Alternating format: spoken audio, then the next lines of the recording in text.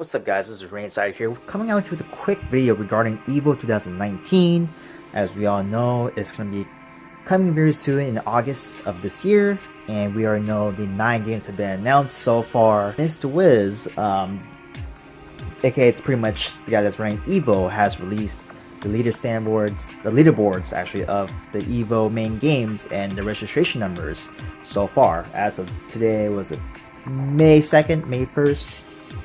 And I want to talk about the EVO registration leaderboard real quick to give you my thoughts and why that is, of why those games are at this place or whatever. So I have the little screenshot of the Twitter post right here of his EVO leaderboard page.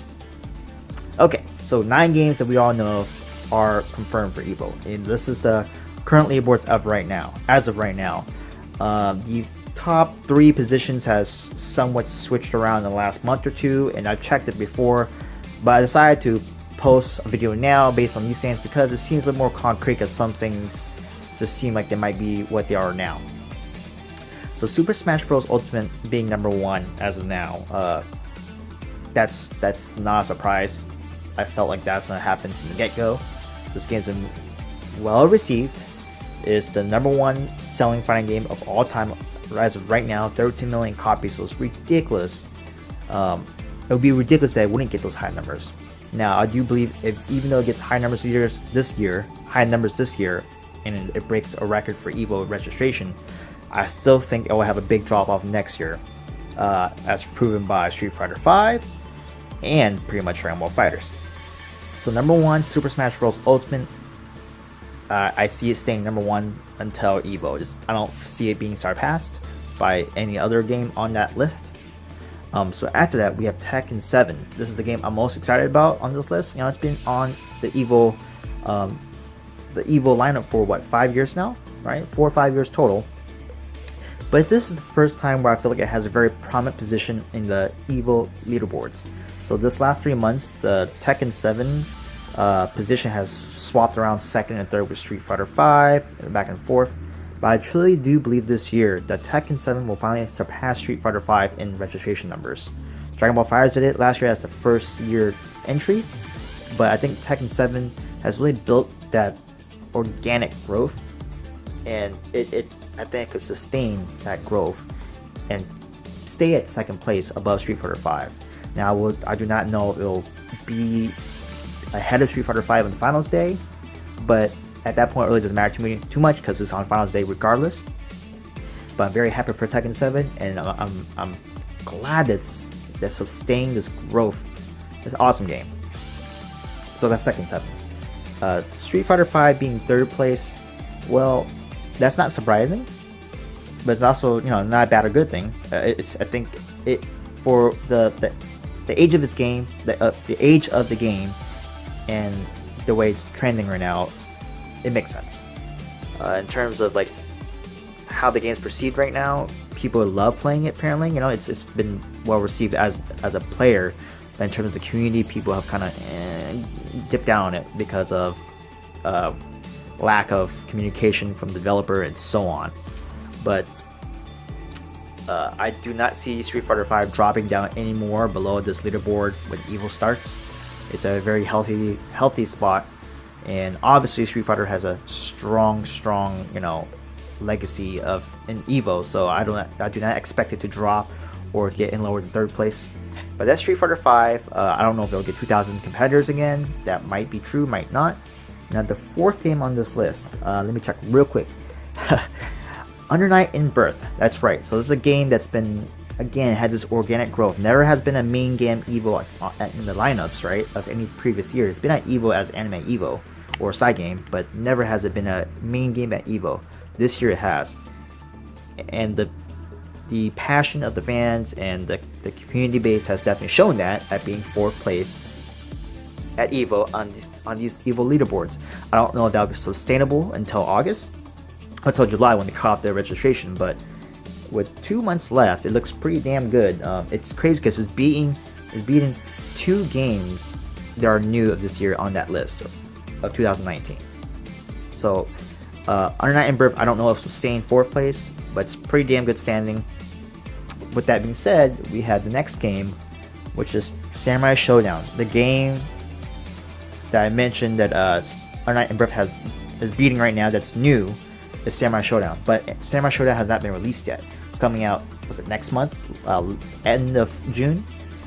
So for a game that hasn't been released yet, that's a pretty damn good showing for a new entry. But again, is it sustainable? Will it stay 5th place? I don't know. I really can't say, you know. But it's really good for a title that hasn't had a really main release in a long time. So that's pretty cool.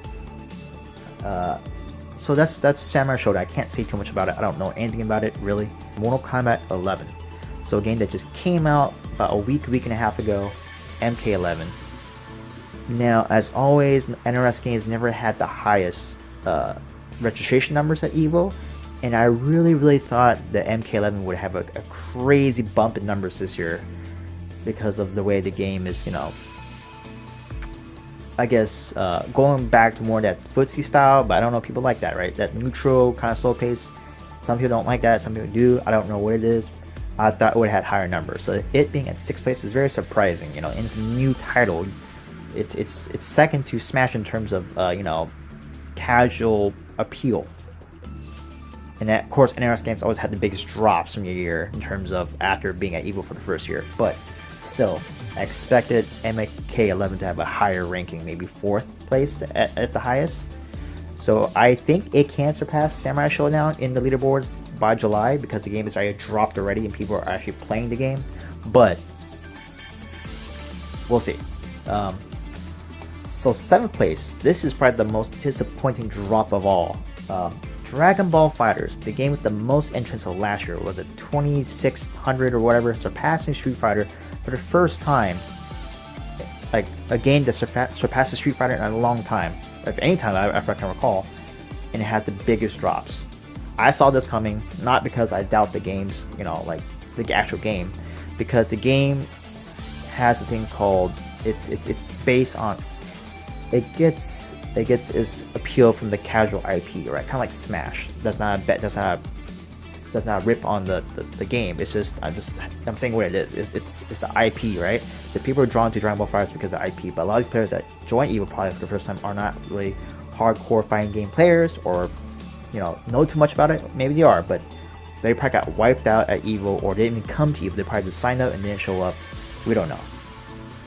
But I expect that's what happened. You know, it's kind of like Street Fighter V, right?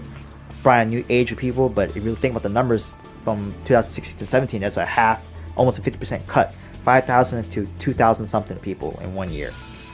I expect the same thing with Dragon Ball FighterZ, a big drop, because it's a game that people didn't think, the people that played it for the first time, they didn't expect it to be the way it is.